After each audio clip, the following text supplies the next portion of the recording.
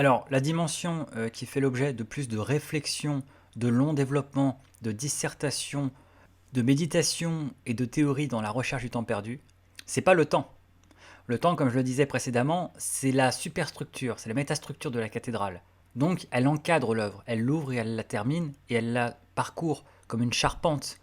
Mais ce qui remplit la cathédrale, ce à quoi la cathédrale est quasiment élevée en fait, et dont elle fait le culte, et ce qui la décore, ce qui en fait toute la consistance, c'est l'amour.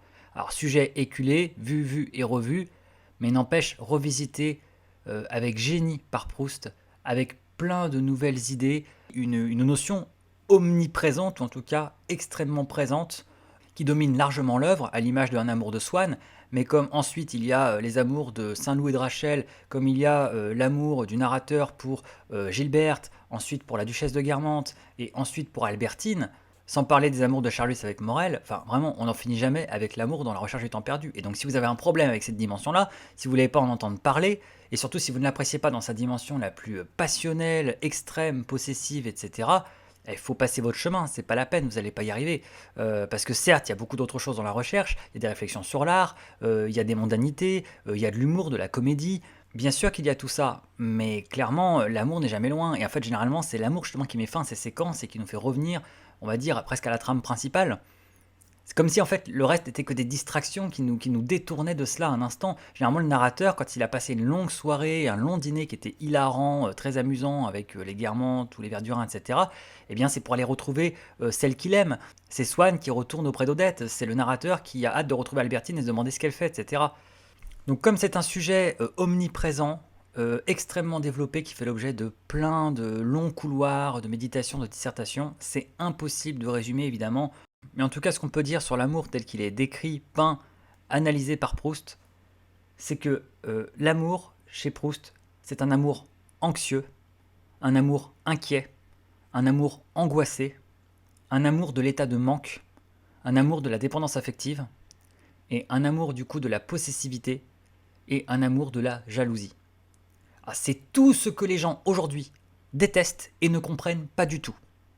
Ce qui justement fait toute ma surprise sur le fait qu'il se trouve encore des gens pour apprécier cette œuvre en dehors de quelques hurluberlus de mon espèce, parce que ça peut pas être plus à l'opposé de leur vision de l'amour et de ce qu'ils acceptent et comprennent. Ils n'y comprennent plus rien à tout ça, et ils n'y adhèrent plus du tout. Ce que décrit Proust, c'est tout ce que les gens rejettent en bloc aujourd'hui, et ce qu'ils considèrent même comme n'étant pas de l'amour, carrément. Les gens considèrent que ce n'est pas de l'amour. Bah franchement, n'allez pas chez Proust, hein, n'allez pas faire un tour du côté de chez Swann, parce que vous n'allez pas apprécier, hein. Vous n'allez pas apprécier le voyage, hein, c'est pas Dave, hein. Bon, à l'image de l'épisode du baiser du soir au début de la recherche du temps perdu dans Combray, l'état amoureux, c'est cet état de manque et de besoin, de dépendance vis-à-vis d'un être qui malheureusement nous échappe et dont l'absence nous fait souffrir et dont seule la présence peut nous apporter le réconfort et le calme. Quand l'être aimé n'est pas là, il est angoissé, il est stressé, il se fait des idées, il se fait des films, il sombre limite dans la parano, il est dans un état d'inquiétude, d'angoisse totale, et donc seule la présence de l'être aimé auprès de lui apporte du réconfort, le calme. Et tout ça en plus à grand renfort de démonstration d'amour.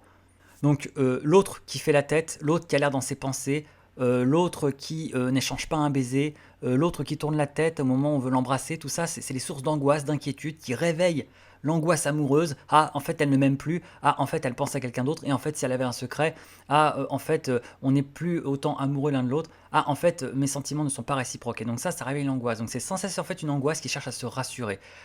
Le sujet proustien, quand il est amoureux, il est angoissé et donc il cherche à se rassurer. Et il cherche à se rassurer sans cesse par des preuves d'amour renouvelées. Et donc il observe l'autre et il attend de sa part en fait des signes, des preuves d'amour en fait, hein, des façons en fait de le réconforter, de le calmer, de l'apaiser. Quand le lendemain matin je voyais Albertine sur la digue, j'avais si peur qu'elle me répondît qu'elle n'était pas libre ce jour-là et ne pouvait acquiescer à ma demande de nous promener ensemble, que cette demande je retardais le plus que je pouvais de la lui adresser. J'étais d'autant plus inquiet qu'elle avait l'air froid, préoccupé. Des gens de sa connaissance passaient, sans doute avait-elle formé pour l'après-midi des projets dont j'étais exclu. Je la regardais. Je regardais ce corps charmant, cette tête rose d'Albertine dressant en face de moi l'énigme de ses intentions, la décision inconnue qui devait faire le bonheur ou le malheur de mon après-midi. C'est tout un état d'âme, tout un avenir d'existence qui avait pris devant moi la forme allégorique et fatale d'une jeune fille.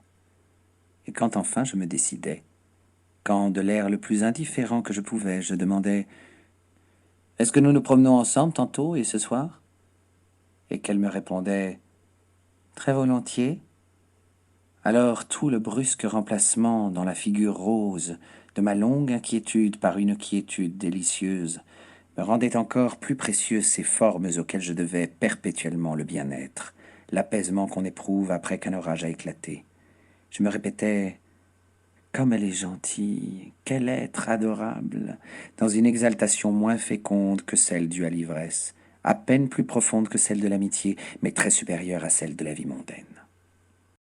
Et donc il y a une énorme attente en fait sur l'objet, en termes de retour, en termes de réponse. Et évidemment, cette attente, elle est rarement à la hauteur, voire même elle ne l'est jamais. Parce que l'amour-passion, comme je le dis souvent, la foudre ne tombe pas deux fois au même endroit, c'est très rare. Et donc généralement, il y en a un qui aime plus que l'autre. Et donc c'est lui qui va souffrir. C'est à la fois lui qui va être le plus heureux, qui va vivre les sentiments les plus intenses, mais c'est aussi lui qui va le plus souffrir, hein. Comme disait Stendhal, hein, celui qui est le plus heureux est aussi celui qui est le plus malheureux, et vice-versa. Et donc par cette dépendance affective toute naturelle, liée à l'amour-passion, c'est très logiquement que le narrateur explique que son bonheur ou son malheur d'une journée, d'un après-midi, d'une semaine, est suspendu aux lèvres de l'objet aimé en fait. Si elle se montre tendre, affectueuse, gentille, amoureuse et qu'elle veut passer du temps avec lui, eh bien sa journée on est illuminé, ça y est, ça a coloré toute sa journée, il est de bonne humeur, tout va très bien.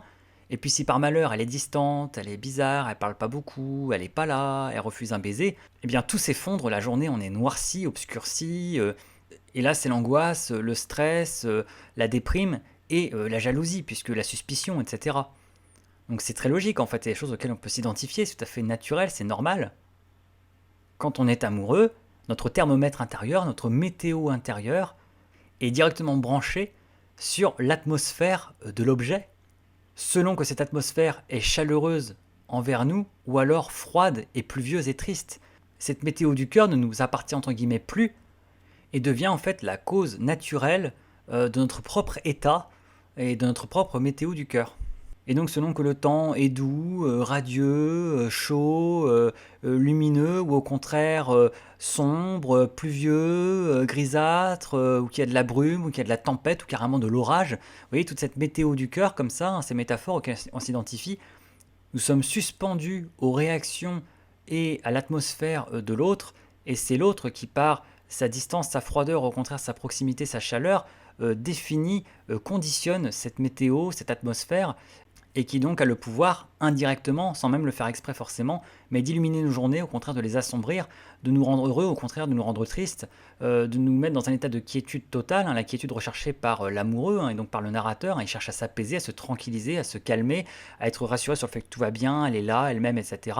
Et au contraire, nous angoisser, hein, oh là là, elle est distante, elle est bizarre, peut-être qu'elle ne m'aime plus, peut-être qu'elle pense à quelqu'un d'autre, etc. Voilà, c'est complètement ça. C'est une véritable météo du cœur, dont le dieu qui contrôle les éléments devient l'objet aimé, et le sujet amoureux, lui, en fait, subit cette météo.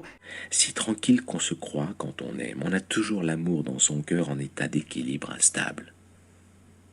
Un rien suffit pour le mettre dans la position du bonheur. On rayonne, on couvre de tendresse non point celle qu'on aime, mais ceux qui nous ont fait valoir à ses yeux, qui l'ont gardé contre toute tentation mauvaise. On se croit tranquille. Et il suffit d'un mot. Gilberte ne viendra pas. Mademoiselle Vinteuil est invitée.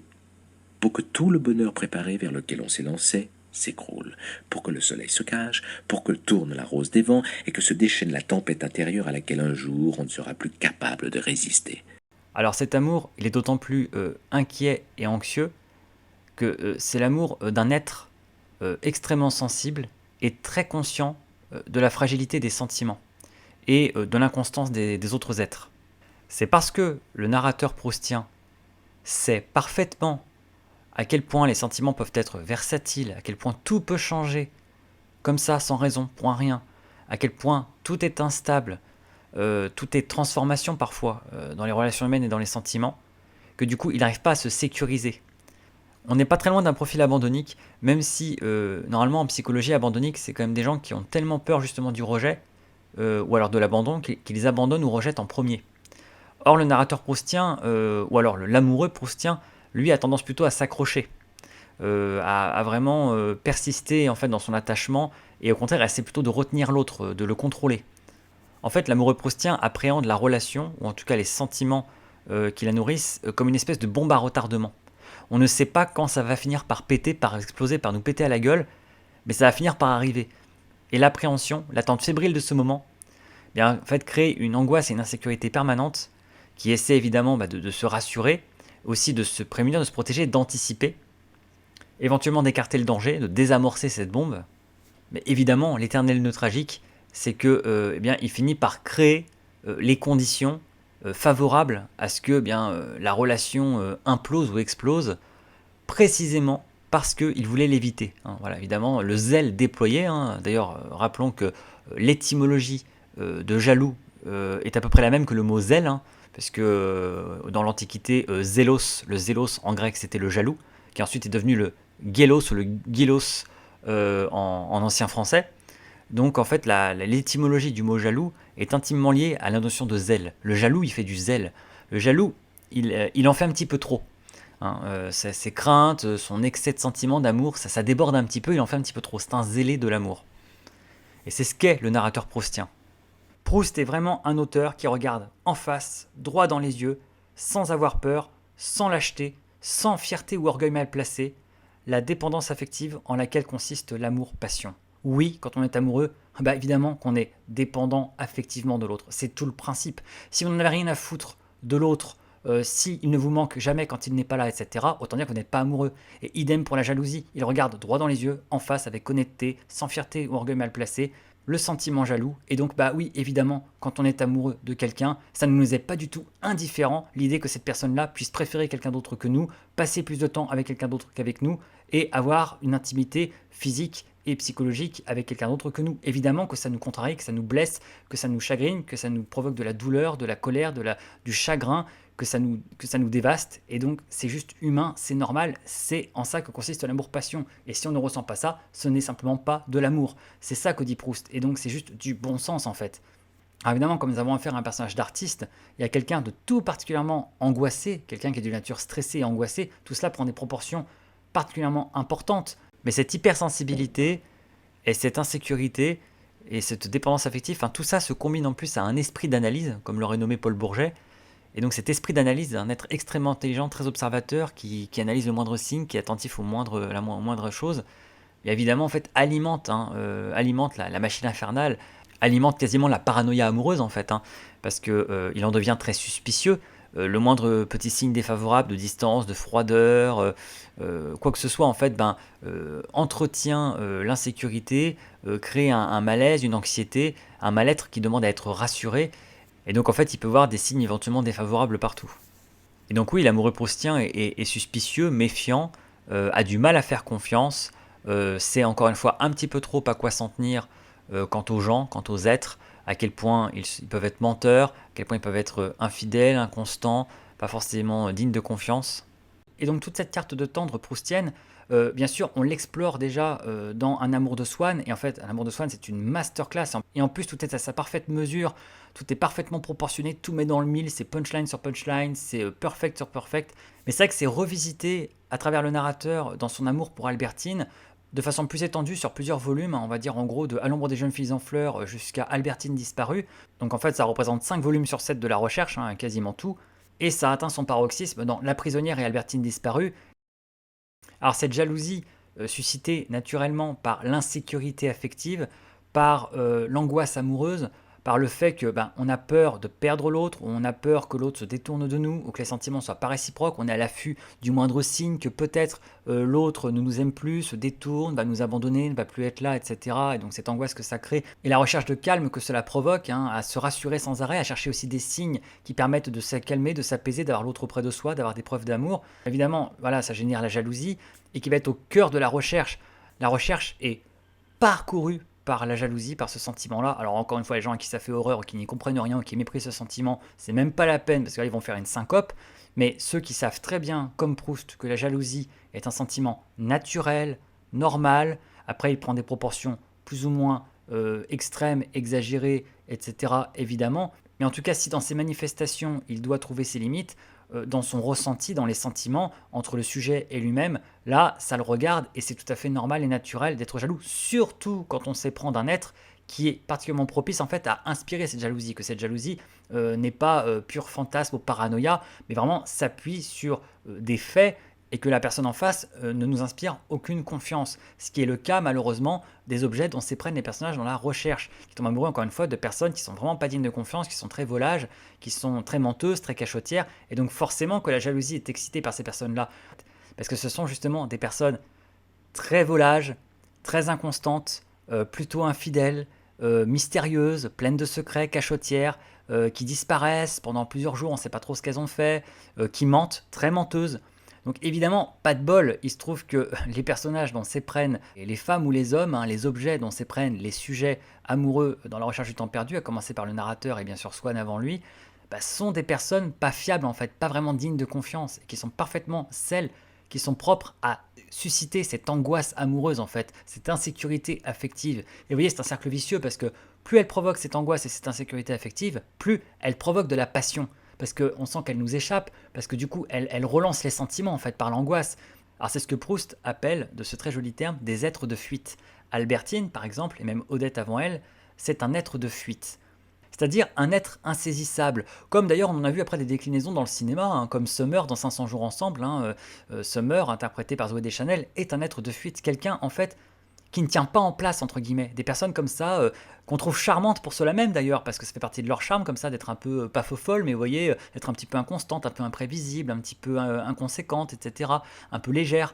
Ça fait partie de leur charme électrique, mais en même temps, c'est une source d'angoisse énorme pour un amoureux qui a besoin de stabilité affective, émotionnelle, qui a besoin d'être rassuré sur le fait que l'autre est là et ne regarde pas ailleurs, etc., et qui se laisse, entre guillemets, posséder, qui s'abandonne, de même qu'on s'abandonne à lui et qu'on se laisse posséder par lui. Et donc c'est vrai que ces personnes comme ça, très indépendantes, un peu volages, un peu inconséquentes, pas très fiables, qui facilement en fait, qui sont facilement distraites par quelqu'un d'autre, même intéressées par quelqu'un d'autre, bien, sont source d'énormes angoisses. Et aussi reste en fait un éternel mystère qu'on ne peut pas percer en fait. Des gens qui gardent leurs secrets, on a beau leur parler, essayer de les connaître, etc. Elles sont très cachottières, elles ne se dévoilent pas facilement. Malheureusement, nous portons en nous ce petit organe que nous appelons cœur, lequel est sujet à certaines maladies au cours desquelles il est infiniment impressionnable pour tout ce qui concerne la vie d'une certaine personne, et où un mensonge, cette chose si inoffensive et au milieu de laquelle nous vivons si allègrement, qu'il soit fait par nous-mêmes ou par les autres, venu de cette personne, donne à ce petit cœur qu'on devrait pouvoir nous retirer chirurgicalement des crises intolérables. Ne parlons pas du cerveau, car notre pensée a beau résonner sans fin au cours de ces crises, elle ne les modifie pas plus que notre attention une rage de dents. Il est vrai que cette personne est coupable de nous avoir menti, car elle nous avait juré de nous dire toujours la vérité. Mais nous savons pour nous-mêmes, pour les autres, ce que valent ces serments. Et nous avons voulu y ajouter foi quand il venait d'elle qui avait justement tout intérêt à nous mentir, et n'a pas été choisie par nous, d'autre part, pour ses vertus. Il est vrai que plus tard, elle n'aurait presque plus besoin de nous mentir, justement quand le cœur sera devenu indifférent au mensonge, parce que nous ne nous intéresserons plus à sa vie. Nous le savons. Et en fait, on comprend, on devine qu'elles cachent des choses qui seraient essentielles pour apprendre qui elles sont et mieux les comprendre. Et en fait, elles ne se laissent pas saisir, elles ne se laissent pas attraper, découvrir, dévoiler. Et en fait, ça en fait ces êtres de fuite qui restent d'éternels étrangers pour nous, alors que c'est les personnes qu'on aime.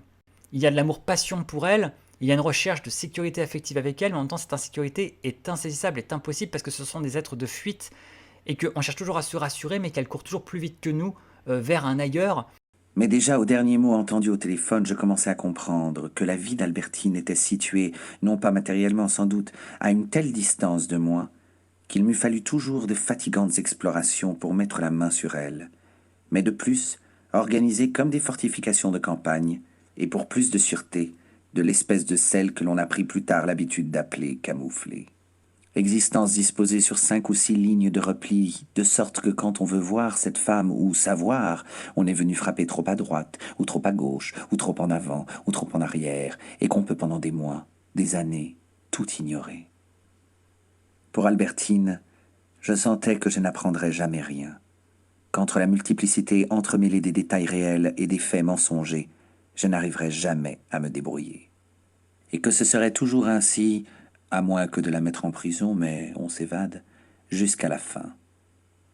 Ce soir-là, cette conviction ne fit passer à travers moi qu'une inquiétude, mais où je sentais frémir comme une anticipation de longues souffrances. Alors évidemment, les personnes qui n'ont décidément absolument rien compris à rien diront mais alors dans ce cas, pourquoi s'éprendre de personnes comme ça, si médiocres, qui sont pas dignes de confiance, qui ne valent rien, qui ne le méritent pas. Mais l'amour, ça nous dépasse, c'est irrationnel. On est pris malgré soi et on peut tomber amoureux de quelqu'un de méprisable et qu'on n'aime pas, qu'on n'estime pas. Et c'est ce qui se passe avec Swann et Odette.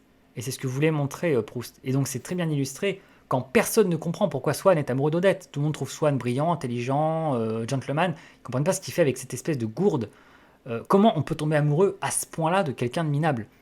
Et c'est une magnifique phrase de Proust dans la soirée à la fin d'un Amour de Swann où il voit la princesse des Laumes qui comprend pas le comportement de son ami Swann et elle dit mais c'est bizarre quelqu'un de brillant comme lui qui tombe amoureux de cette femme-là, qu'est-ce qui lui prend?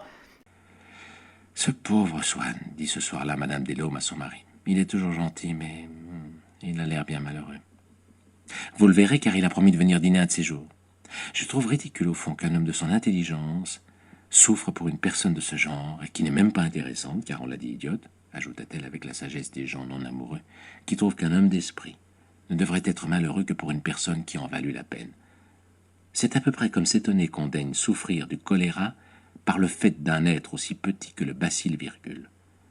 Des amis qui nous admirent souffrent que de tels néants, que certains êtres puissent nous faire du mal, nous faire mourir. Mais qui peuvent-ils? Si un poète est mourant d'une pneumonie infectieuse, se figure-t-on ses amis expliquant au pneumocoque que ce poète a du talent et qu'il devrait le laisser guérir? Un microbe minuscule peut tuer un homme brillant et génial. Il n'est pas plus immunisé qu'un autre contre ce microbe. Eh bien, l'amour, c'est un microbe, c'est une maladie. Vous pouvez être brillant, vous pouvez être génial, vous pouvez tomber amoureux quand même malgré tout d'un petit microbe. Et ce petit microbe, c'est Odette. Déduction générale et géniale de ce principe qui tient énormément à cœur à Proust et au passage à moi. Et j'étais tellement heureux de le retrouver chez Proust parce que c'est exactement ce que j'avais envie de lire, besoin de lire et ce que je pensais et ressentais profondément déjà et constatais. Le fait que, comme le dit Charlus lui-même, l'important, ce n'est pas qui on aime, c'est d'aimer. Et cette idée, à travers son narrateur, Proust va l'étoffer, va la développer et établir que cela n'a aucune importance de qui on tombe amoureux en fait. L'important, c'est l'intensité des sentiments que cela nous inspire. Il vaut mieux tomber amoureux d'un être médiocre qui nous inspire une intense passion et des grands sentiments, ce qui est vraiment de l'amour-passion, que de soi-disant tomber amoureux de quelqu'un qui vaut le coup, qui le mérite, qui a des qualités, mais où c'est pas vraiment de l'amour parce qu'en fait c'est pas intense, il n'y a pas vraiment d'intensité, on n'est pas vraiment amoureux en fait, on n'est pas en état amoureux, on a de l'estime, voilà, on apprécie la personne, mais ça c'est de l'estime, c'est éventuellement un peu de tendresse, mais ce n'est pas être amoureux. Et c'est le sentiment amoureux qui compte par-dessus tout. On s'en fiche en fait de l'objet, on s'en fiche de qui c'est ou même de ce que c'est, ça peut même être un objet, un vrai. L'important c'est le sentiment, l'important c'est ce qui se passe en nous et c'est ce que ça nous révèle de nous-mêmes. Comment le sujet se révèle à lui-même à travers la passion et le sentiment amoureux. Comment il se sent en vie, comment il est en vie, tout ce que ça éveille en lui comme émotion, comme idée, la façon dont ça enchante son monde et comment ça élargit son univers. J'avais autrefois entrevu aux Champs-Élysées, et je m'étais mieux rendu compte depuis, qu'en étant amoureux d'une femme, nous projetons simplement en elle un état de notre âme, que par conséquent l'important n'est pas la valeur de la femme, mais la profondeur de l'état, et que les émotions qu'une jeune fille médiocre nous donne peuvent nous permettre de faire monter à notre conscience des parties plus intimes de nous-mêmes, plus personnelles, plus lointaines, plus essentielles, que ne le ferait le plaisir que nous donne la conversation d'un homme supérieur, ou même la contemplation admirative de ses œuvres. Et tout ça, c'est complètement subjectif, c'est une forme d'hallucination, ça se passe dans sa tête, c'est provoqué par quelque chose de réel, ça renvoie à des vrais sentiments, il y a vraiment quelque chose qui se passe de l'ordre du ressenti, ça se traduit par des véritables symptômes, il y a toute une phénoménologie de l'amour, mais c'est ce qu'il appelle une causa mentale, donc une chose mentale, une chose de la tête. Et donc l'objet, quel qu'il soit, même si c'est une écervelée, une imbécile, une dépravée, une inconstante qui ne le mérite pas, eh bien l'important c'est qu'elle l'ait déclenché, pour X raisons, irrationnelles, liées à la beauté, à une émotion, à un coup de foudre, à quelque chose de complètement impalpable, à un détail, à un geste, à une parole, à une façon d'être, quoi que ce soit. Voilà, cet objet-là provoque ce sentiment spécifique, spécial chez nous, et en fait, après, c'est entre nous et nous cette histoire avant tout. Et ça, ce n'est pas seulement la vision du narrateur de Proust, hein. C'est la vision de Marcel Proust lui-même, évidemment, qu'il transmet dans son narrateur, hein. Et un témoin qui l'a connu, qui l'a fréquenté, qui a été une de ses connaissances, un ami, en parle en personne, hein, dans le fameux documentaire que j'ai eu l'occasion d'évoquer ça et là, l'émission Hommage, hein, Souvenir sur Marcel Proust de 1962, hein, donc 40 ans après sa mort, où beaucoup des gens qui l'ont connu sont encore vivants, vieux mais vivants, hein, comme dans le bal des têtes à la fin du temps retrouvé.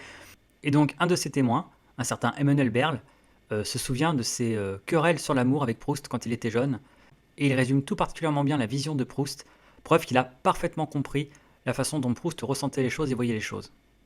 Ce qui m'expliquait, c'était que chacun est irréductiblement seul et qu'il ne peut pas y avoir de communication entre les personnes. Chose que pour ma part, je ne croyais pas. Ce qui m'enseignait, c'était la solitude de l'homme et la nécessité d'accepter.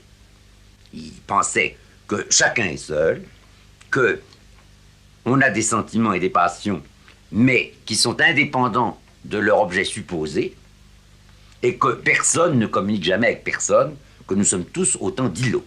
La passion ne vous révèle jamais son objet, elle ne peut pas vous le révéler. La passion vous révèle vous-même. Elle vous met en contact avec vous par la souffrance. Mais vous pouvez avoir une passion très forte pour une personne à laquelle vous ne comprenez rien du tout. Et même, dans son livre, moins vous comprenez les gens, plus votre passion devient grande, parce que la jalousie est précisément la mesure de cette incompréhension. Il sait bien qu'il ne connaît pas Albertine. Il l'aime, mais il ne la connaît pas.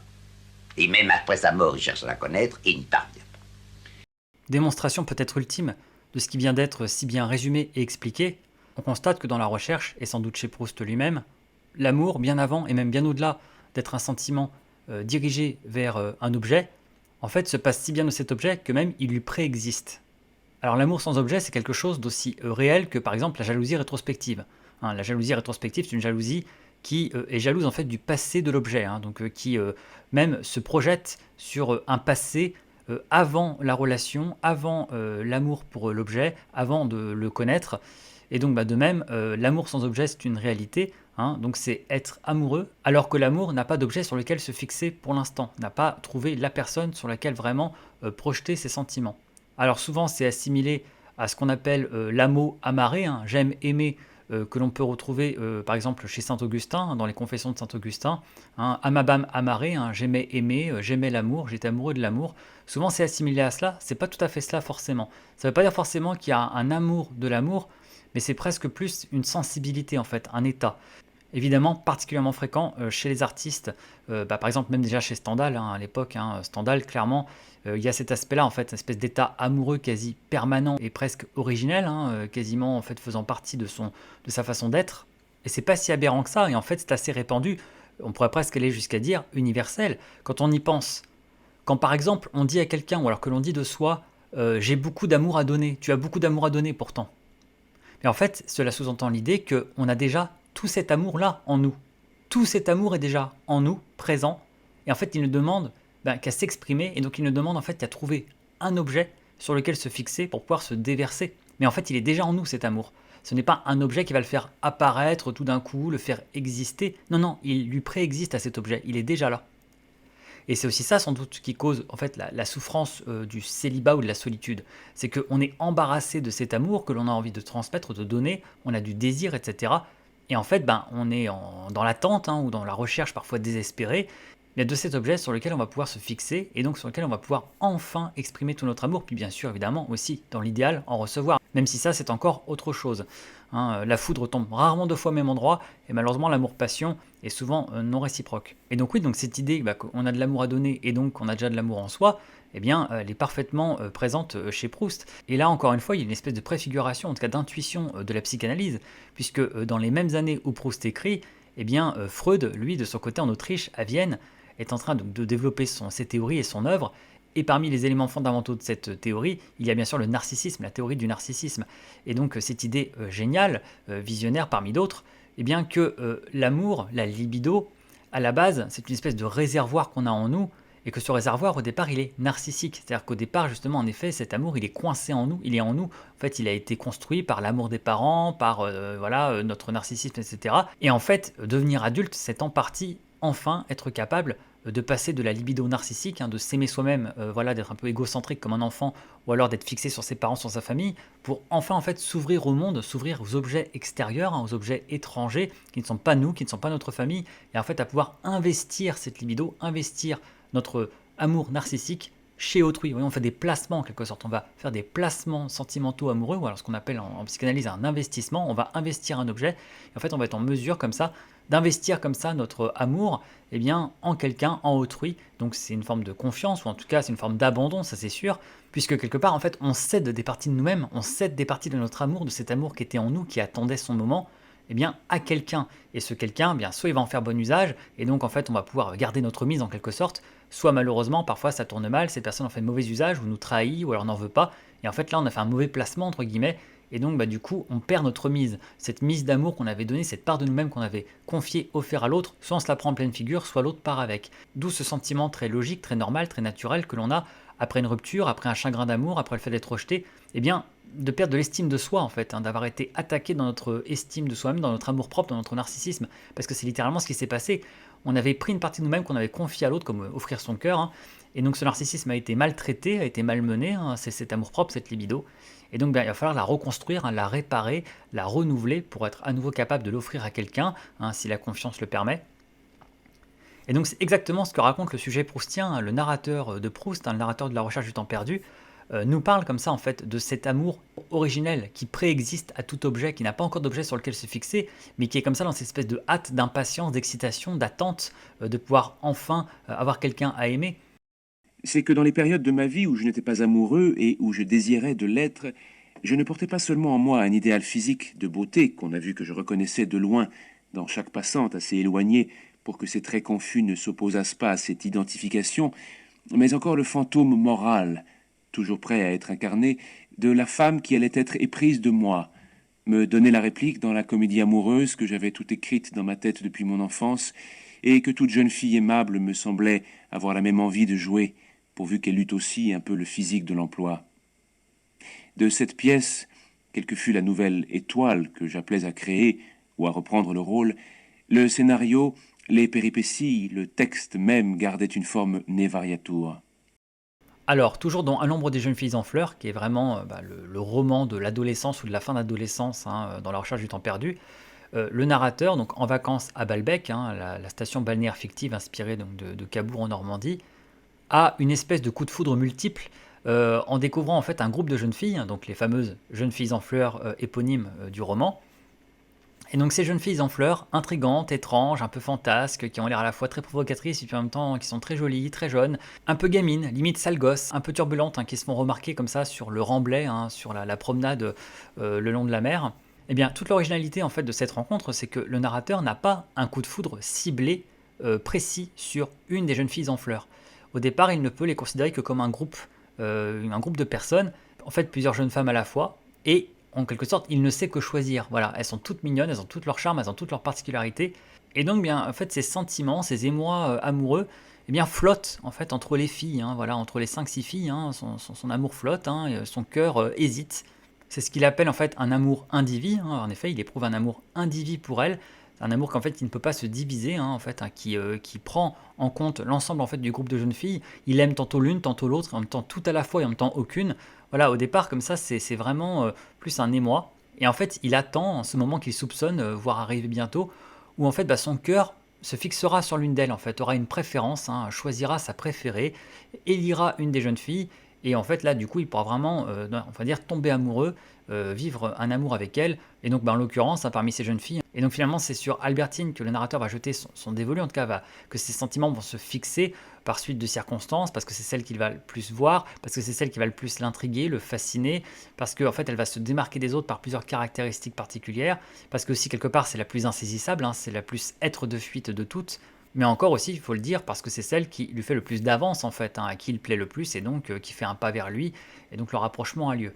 Alors, en plus de la valeur démonstrative que cela peut avoir, juste pour la gourmandise, pour le plaisir, je partage avec vous un extrait qui tient davantage de L'art de stalker des jeunes filles en fleurs, en toute élégance et en toute classe littéraire à la Proust. Alors, on avait déjà eu une leçon de stalking assez légendaire dans la littérature, avec un chapitre de Notre-Dame de Paris de Victor Hugo, 1831, dans un chapitre joliment intitulé « De l'inconvénient de suivre les jeunes filles dans les rues le soir », où on suivait le jeune poète sans le sou Gringoire dans les rues du Paris médiéval, qui, après une espèce de coup de foudre pour Esmeralda, se mettait comme ça à la suivre un petit peu de loin, ce qui allait le mener tout droit à la cour des miracles et au bord de la mort, jusqu'à ce que Esmeralda se dévoue pour l'épouser et donc lui sauver la vie. Mais ça, c'est une autre histoire. Ne mentionnons même pas la quête obstinée d'Augustin Maulne dans Le Gros Maulne d'Alain Fournier, en 1914, quand il part à la recherche d'abord d'Yvonne de Galais, son coup de foudre dans le domaine mystérieux, mais plus tard aussi Valentine, la fiancée du malheureux Franz de Galais, et même encore Victor Hugo avec la quête de Marius Pontmercy pour retrouver Cosette dans Paris, finalement rue Plumet, et j'en passe, et des meilleurs, et même des pires. En tout cas, vous voyez, il y a quelques épisodes comme ça fameux dans la littérature classique de stalking, on va dire, sous forme très romanesque, très jolie, et du coup, tout bien, tout honneur, ça garde juste une empreinte plutôt innocente, mais surtout très romanesque et très jolie. Et donc c'est le cas chez Proust, dans L'ombre des jeunes filles en fleurs, on a un très très bel épisode de stalking, voilà, même si le terme, encore une fois, est un petit peu trop connoté et un peu trop négatif pour décrire la situation. Mais en tout cas, vraiment comme ça, de pistage, en fait, où comme ça, en fait, on a repéré une ou plusieurs personnes qui nous plaisent, qui nous fascinent, et du coup, comme on les connaît pas, et comme on ne sait pas vraiment d'où elles viennent, où elles vont, etc., eh bien, on se met un petit peu en fait, à les pister, à les suivre, à essayer de retrouver un peu leurs traces. À l'époque, il n'y a pas Facebook, pas les réseaux sociaux, donc il ne peut pas aller comme ça sur Instagram, checker, voir si elles sont dessus, etc.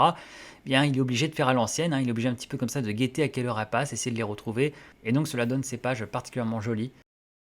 C'est un grand charme ajouté à la vie dans une station balnéaire comme était Balbec, si le visage d'une jolie fille, une marchande de coquillages, de gâteaux ou de fleurs, peinte en vives couleurs dans notre pensée, est quotidiennement pour nous dès le matin le but de chacune de ces journées oisives et lumineuses qu'on passe sur la plage. Elles sont alors, et par là, bien que désœuvrées, alertes comme des journées de travail, aiguillées, aimantées, soulevées légèrement vers un instant prochain, celui où, tout en achetant des sablés, des roses, des ammonites, on se délectera à voir, sur un visage féminin, les couleurs étalées aussi purement que sur une fleur.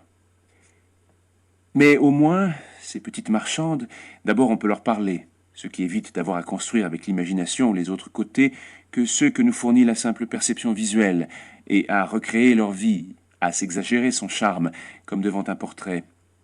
Surtout, justement parce qu'on leur parle, on peut apprendre où, à quelle heure on peut les retrouver.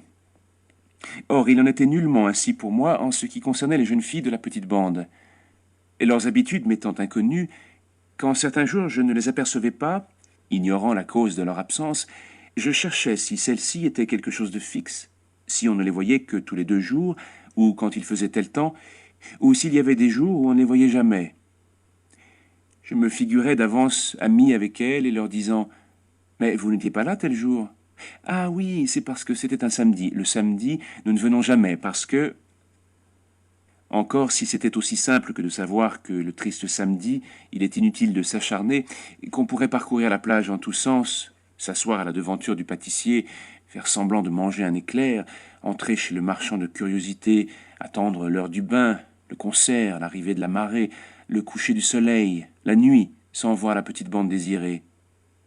Mais le jour fatal ne revenait peut-être pas une fois par semaine. Il ne tombait peut-être pas forcément un samedi. Peut-être certaines conditions atmosphériques influaient-elles sur lui ou lui étaient-elles entièrement étrangères. Combien d'observations patientes, mais non point sereines, il faut recueillir sur les mouvements en apparence irréguliers de ces mondes inconnus avant de pouvoir être sûr qu'on ne s'est pas laissé abuser par des coïncidences, que nos prévisions ne seront pas trompées, avant de dégager les lois certaines, acquises au prix d'expériences cruelles, de cette astronomie passionnée. Me rappelant que je ne les avais pas vues le même jour qu'aujourd'hui, je me disais qu'elles ne viendraient pas, qu'il était inutile de rester sur la plage. Et justement, je les apercevais.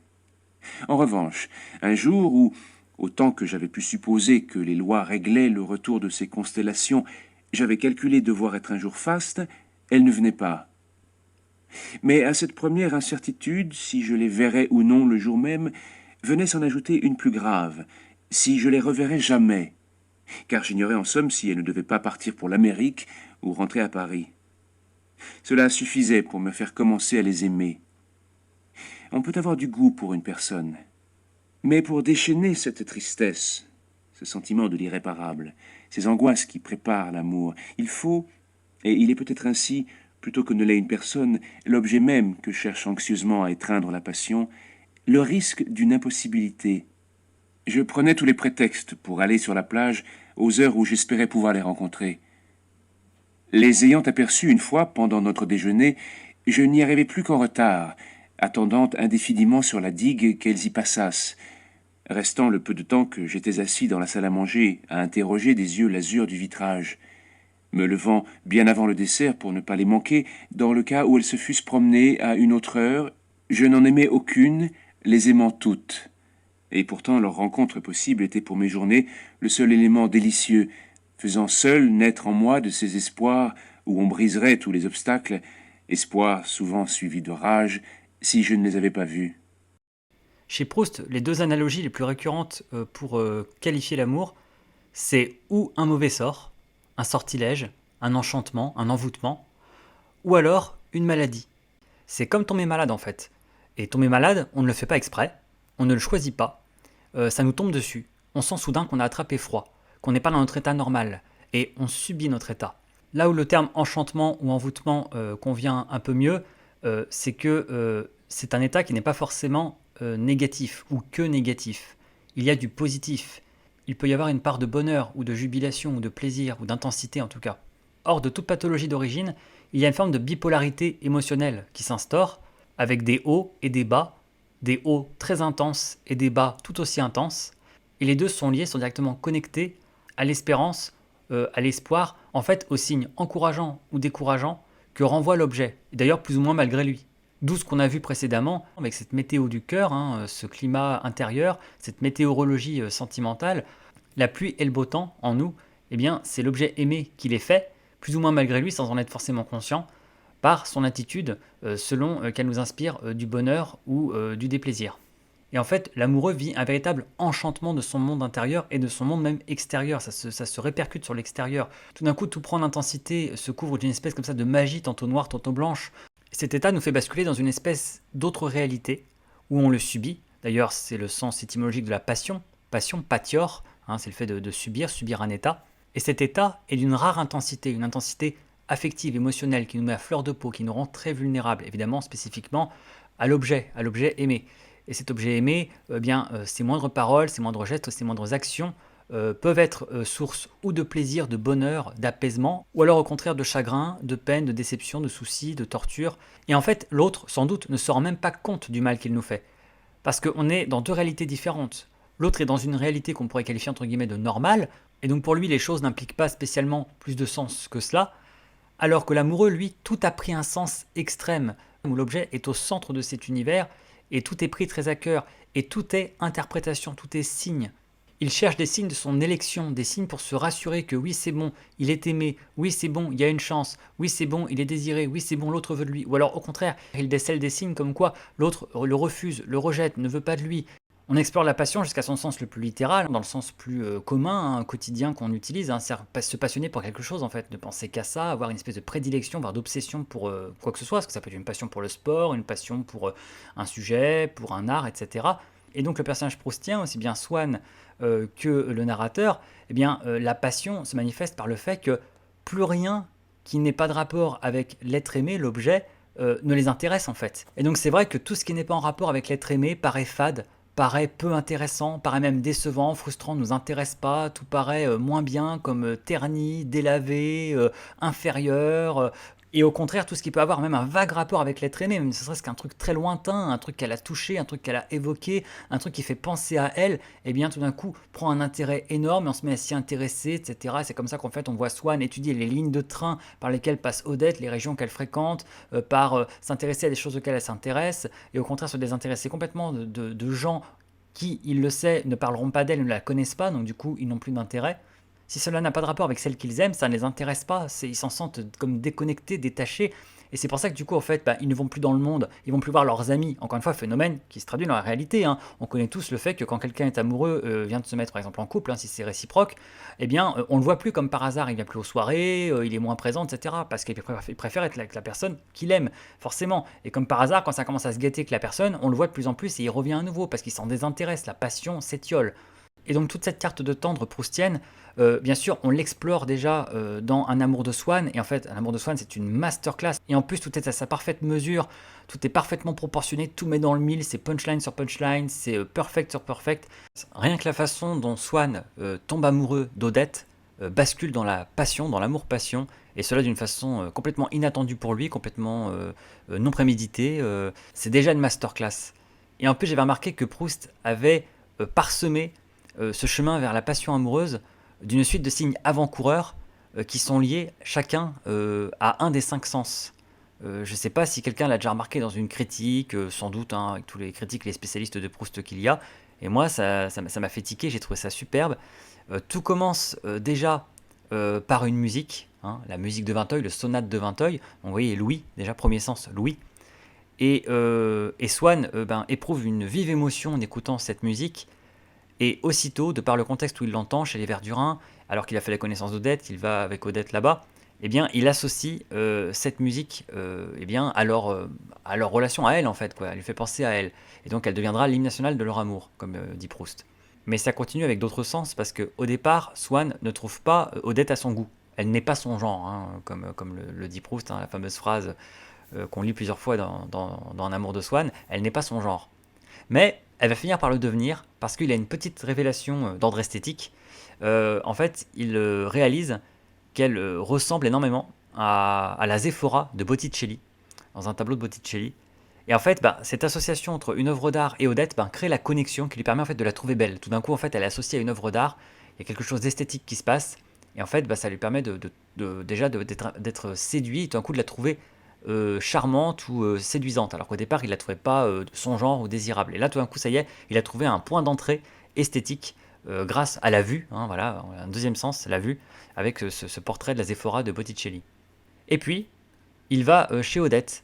Et chez Odette, il y a des fleurs, en l'occurrence des chrysanthèmes, et puis ça sent bon chez elle. En plus des fleurs devant chez elle, des chrysanthèmes, ça sent bon. Donc là, c'est l'odorat qui est pris.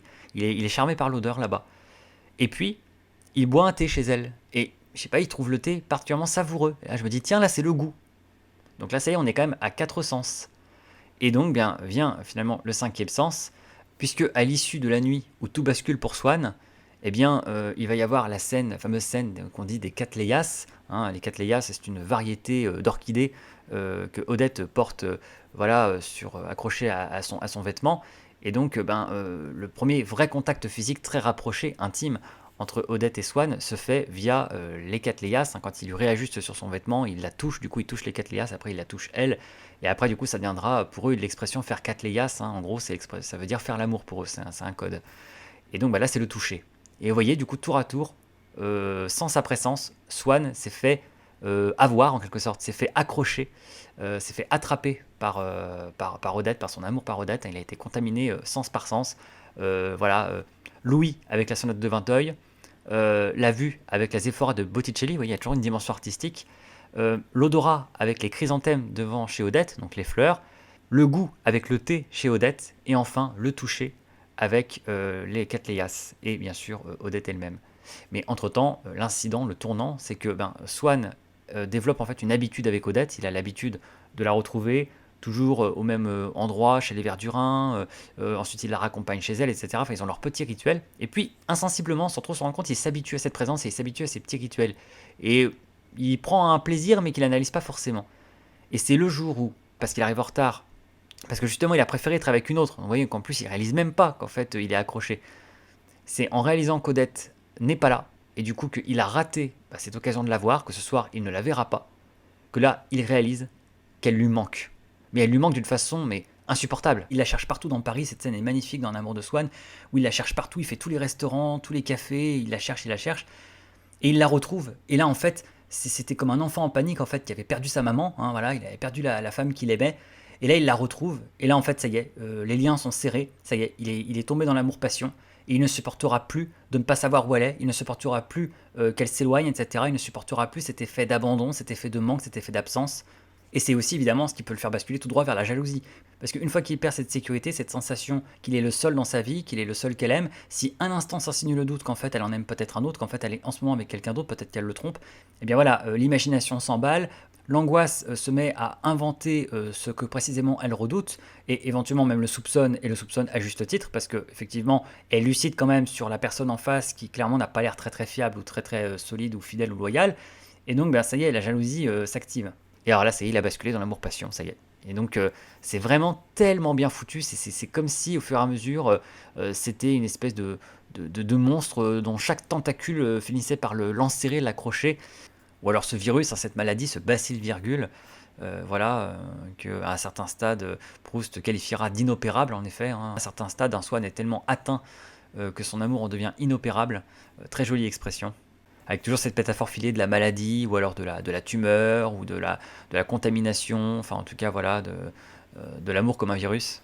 C'est revisité à travers le narrateur dans son amour pour Albertine, de façon plus étendue sur plusieurs volumes, on va dire en gros de À l'ombre des jeunes filles en fleurs jusqu'à Albertine disparue. Donc en fait ça représente 5 volumes sur 7 de la recherche, hein, quasiment tout. Et ça atteint son paroxysme dans La prisonnière et Albertine disparue. Il y a aussi en fait pour finir sur l'amour, hein, chez Proust et les thèses de l'amour dans la recherche, une magnifique théorie de la guérison. Parce que c'est vrai que les écrivains qui sont intéressés à l'amour sont toujours intéressés au remède à l'amour, mais sans trouver trop de théorie autour de ça. C'est-à-dire que chez Stendhal, il y a carrément la phrase résignée, il n'y a pas de remède à l'amour. Voilà. Stendhal, lui, il dit que le saut de Leucade, à la rigueur, c'est une bonne image. Hein. Le saut de Leucade, hein, c'est comme ça, en fait, qu'on appelle la falaise d'où on se jetait à l'Antiquité. La légende, en fait, disait que si on survivait à la chute, on était guéri de son amour, et si on mourait, au moins, on était libéré de son amour. Donc le saut de Leucade, hein, qu'aurait entrepris d'ailleurs la poétesse Sappho, la poétesse grecque Sappho, hein, elle s'est jetée, elle a fait ce saut de Leucade, hein, elle s'est jetée du haut de cette falaise. Donc elle en est morte, elle s'est suicidée. Voilà, mais donc c'est un peu comme le test de la sorcière, quoi. Elle remonte à la surface, c'est une sorcière, du coup faut la tuer. Elle coule, c'est une sorcière, elle est morte. Voilà, le saut de Leucade, hein, vous mourrez, vous êtes guéri de votre amour, enfin vous êtes libéré de votre amour parce que vous êtes mort, et vous survivez, vous êtes guéri. Seulement vous allez sans doute pas survivre. Stendhal lui est assez résigné, il dit qu'il n'y a pas de remède à l'amour. Ovide, lui, avait été très pragmatique, hein, dans l'art d'aimer. Les Remedia Amoris, les remèdes à l'amour sont une espèce de petit manuel de guérison amoureuse qui est très bien vu. Hein. C'est les conseils que vous donnerait un pote aujourd'hui. Hein. C'est plein de bon sens. Hein. Un coach ou un pote vous dirait pas quelque chose de différent. Hein. Faut changer d'air, faut pas aller dans les lieux qui te rappellent la personne. Il faut tout enlever les trucs qui te rappellent elle, faut les mettre dans un coin. Il faut voir d'autres mondes, il faut trouver d'autres passions, il faut t'occuper. Il faut éventuellement trouver quelqu'un d'autre à aimer. Enfin voilà, tous les classiques du remède amoureux sont évoqués par Ovide. Hein. Donc les remèdes à l'amour, c'est très bien vu, mais c'est pas de la théorie romantique ou philosophique, c'est de la pragmatique, c'est des moyens concrets, donc ce qui est très bien. Hein. Mais Proust, lui, arrive à mettre en place vraiment une véritable théorie de la guérison amoureuse, qui est extraordinaire, qui va même au-delà quasiment de Freud, en fait, hein, avec le deuil et mélancolie. Qu'est-ce qu'on fait quand on a été quitté, ou alors carrément quand l'objet est mort, ce qui va arriver dans les deux cas. Hein. Albertine le quitte et après elle meurt. Donc qu'est-ce qu'on fait quand on perd? On a un deuil amoureux d'abord de rupture et après un deuil amoureux concret de mort. Comment on fait pour surmonter le chagrin amoureux? Comment on guérit de quelqu'un? Alors déjà, il y a eu l'épisode avec Gilberte dans À l'ombre des jeunes filles en fleurs au début, comment il se suicide sentimentalement, comment il suicide la relation, et il apprend à se sevrer. Là, on est plus dans une méthode de sevrage de drogue. Je dois me sevrer, je dois apprendre à guérir de ma dépendance à l'autre, et pour ça, méthode dure, il faut que je me force à ne plus voir l'autre, et que je m'habitue à son absence pour apprendre à l'oublier. Ça, c'est la méthode un peu fatale. Avec Albertine, il ne peut pas faire ça, le narrateur, parce que c'est lui qui se fait quitter et qu'il est trop dépendant. Donc comment il va faire? En fait, la Proust a une magnifique image, mais de toute beauté, hein, dans Albertine disparue. Il explique en fait que pour guérir d'un amour, il faut entreprendre à l'envers le chemin qu'on a suivi pour tomber amoureux. Il faut le faire à l'envers, ce chemin, comme un train. Il faut faire le chemin retour en train. Il faut partir de l'amour et il faut remonter peu à peu les étapes jusqu'à l'indifférence. C'est le chemin à l'envers. On retourne en fait à la gare de départ. Ce n'était pas que je n'aimasse encore Albertine, mais déjà pas de la même façon que les derniers temps. Non, de la façon des temps plus anciens, où tout ce qui se rattachait à elle, lieux et gens, me faisait éprouver une curiosité où il y avait plus de charme que de souffrance. Et en effet, je sentais bien maintenant qu'avant de l'oublier tout à fait, comme un voyageur qui revient par la même route au point d'où il est parti, il me faudrait, avant d'atteindre à l'indifférence initiale, traverser en sens inverse tous les sentiments par lesquels j'avais passé avant d'arriver à mon grand amour. Et pourtant, si l'on ne peut pas, avant de revenir à l'indifférence d'où on était parti, se dispenser de couvrir en sens inverse les distances qu'on avait franchies pour arriver à l'amour, le trajet, la ligne qu'on suit, ne sont pas forcément les mêmes. Ils ont de commun de ne pas être directs, parce que l'oubli, pas plus que l'amour, ne progresse régulièrement. Mais ils n'empruntent pas forcément les mêmes voies. Et dans celle que je suivis au retour, il y eut, déjà bien près de l'arrivée, 4 étapes que je me rappelle particulièrement. C'est une magnifique métaphore, au passage, qui est pas loin d'être illustrée par le film de Michel Gondry, Eternal Sunshine of the Spotless Mind. Dans Eternal Sunshine, Joel veut oublier Clémentine. Il entreprend ce traitement qui consiste en fait à l'effacer de sa mémoire. Et en fait, en remontant le fil de leur histoire, lui pour le coup c'est l'inverse, en fait, il se rappelle des bons moments du début et il retombe amoureux d'elle. Proust, lui, évidemment, ce retour en arrière, lui, il l'entrevoit plutôt en fait comme un rembobinage qui doit vous ramener en fait à l'indifférence de départ, mais aussi à un rapport au temps. Toujours le temps, vous voyez, le temps. Le temps, il fait vieillir, le temps fait changer, le temps crée une relation à la mémoire, au souvenir, le temps fait mûrir et permet l'éclosion de l'œuvre qui mature, mais aussi le temps permet d'oublier l'être aimé. Parce qu'en fait, c'est l'oubli la clé. En fait, pour Proust, la guérison de l'amour, le secret de l'indifférence, c'est l'oubli. Et le secret de l'oubli, c'est le temps. Pour atteindre la différence, il faut avoir à plus ou moins oublié la personne, il ne faut plus penser à elle, il faut qu'elle sorte de notre pensée. Ok, donc pour atteindre la différence, il faut que je l'oublie, il faut que j'arrête d'y penser. Mais comment je l'oublie? Comment je vais faire pour l'oublier? J'arrête pas de penser à elle. Pour l'oublier, il faut faire confiance au temps. Il faut que le temps fasse son œuvre. Il y a une très belle expression dans La recherche du temps perdu qui est très importante parce qu'elle donne carrément son nom à un chapitre de Sodome et Gomorrhe, mais aussi elle devait carrément à la base être le titre de l'œuvre de Proust, qui ne devait pas s'appeler La recherche du temps perdu, mais Les intermittences du cœur. Les intermittences du cœur, c'est quand même très joli les intermittences du cœur. Eh bien les intermittences du cœur, donc, qui a failli donner son nom à l'œuvre de Proust, et qui en fait donne son nom à un chapitre, c'est ce concept proustien selon lequel en fait, notre cœur, comme son nom l'indique, a ses intermittences en fait. C'est-à-dire que non seulement il a ses hauts et il a ses bas, mais il a aussi en fait ses oscillations de sentiments pour différentes personnes en fait. Et que du coup, on n'est pas toujours en même temps à fond sur la même personne. Et cela, même de façon élargie sur toutes les sortes d'amour, parce que dans les intermittences du cœur, le narrateur inclut sa grand-mère. Le chapitre des intermittences du cœur dans Sodome et Gomorrhe, il concerne la grand-mère, le deuil de la grand-mère. Qu'en fait, il a un deuil différé, qu'il a déjà perdu sa grand-mère il y a un moment, mais que c'est maintenant qu'il réalise qu'il l'a perdue, par un effet comme ça de réminiscence, de souvenir, et que du coup, il réalise qu'elle est morte, qu'elle est plus là, et là, en fait, il accuse le coup. Et là, en fait, il a un moment comme ça de deuil très intense. Et ça, pour lui, ce sont les intermittences du cœur parce qu'il vient de passer une période en fait où il pensait complètement à autre chose, il concentrait son amour sur quelqu'un d'autre, sur Albertine, etc. Et puis tout d'un coup, ça lui revient comme un boomerang dans la figure, il repense à sa grand-mère.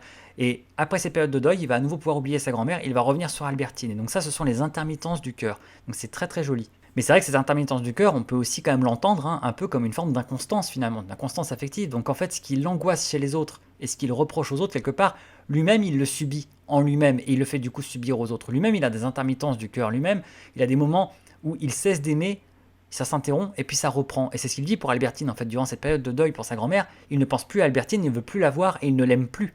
Et en fait, ainsi de suite, comme ça, il y a des oscillations qui font les intermittences du cœur, y compris dans le deuil amoureux. Il y a un certain pessimisme lucide sur la solitude de cet état et les souffrances qu'il engendre. Mais en fait, ce qui sauve ce pessimisme, c'est la foi profonde en les vertus de la souffrance. Et la souffrance qui est créatrice. La souffrance amoureuse est la plus créatrice de toutes les souffrances. Ça, déjà, Stendhal le diagnostiquait dans De l'amour en 1822.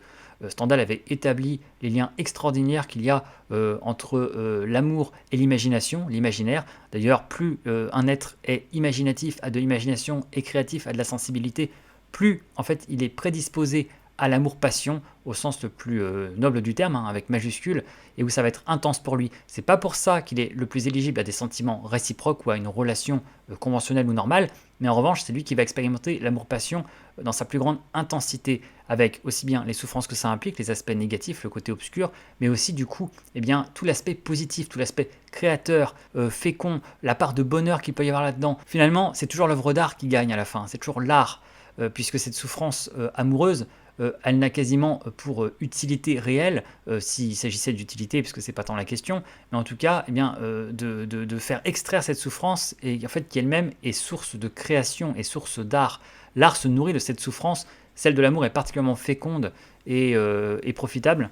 Et donc on ne perd jamais son temps à aimer. Même l'être le plus médiocre, même l'être le plus lamentable, parce que souvent en fait on s'éprend de personnes qui objectivement ne valent pas grand chose, et une des causes de la souffrance c'est qu'on en est conscient, on le sait, hein, il n'y a pas forcément de cristallisation amoureuse comme chez Stendhal, chez Proust. Stendhal lui évoque l'idée qu'on idéalise l'être aimé, qu'on se fait des idées sur lui, que voilà, on le voit mieux qu'il n'est.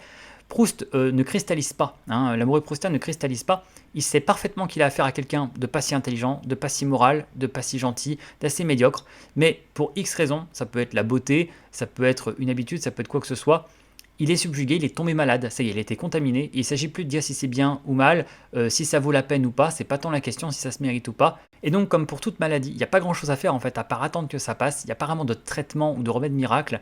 Aimer est un mauvais sort, comme ceux qu'il y a dans les contes, contre quoi on ne peut rien jusqu'à ce que l'enchantement ait cessé.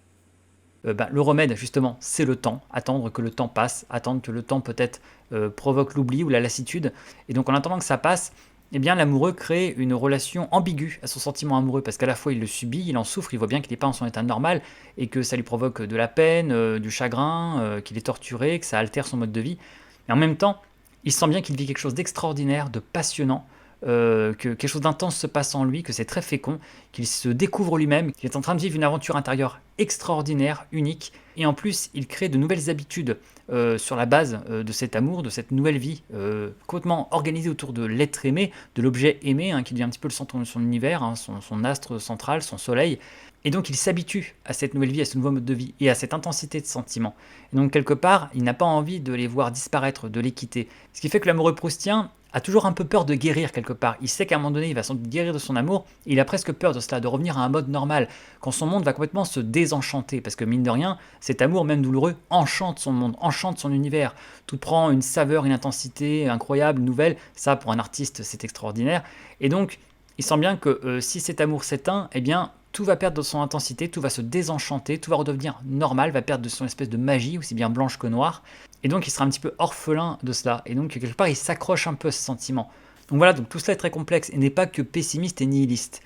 Certes, il y a une forme de pessimisme et d'obscurité, mais en même temps il y a vraiment la conviction que tout cela n'est pas en vain et que tout cela est passionnant, est une aventure humaine extraordinaire, et que quelque part c'est le privilège des élus, hein, des êtres sensibles, comme disait Stendhal, hein, les âmes sensibles, imaginatifs, créatifs, les artistes expérimentent l'amour d'une façon particulièrement intense, et que c'est une expérience humaine très formatrice, passionnante et créatrice. Et donc quand on a comme ultime but de la vie la création, l'œuvre d'art, sous quelque forme qu'elle soit, eh bien évidemment, c'est comme faire ses classes en fait, hein, c'est comme faire son service militaire, entre guillemets. Justement, hein, Ovide parlait de militia amoris, hein, donc les soldats de l'amour, hein, l'armée de l'amour.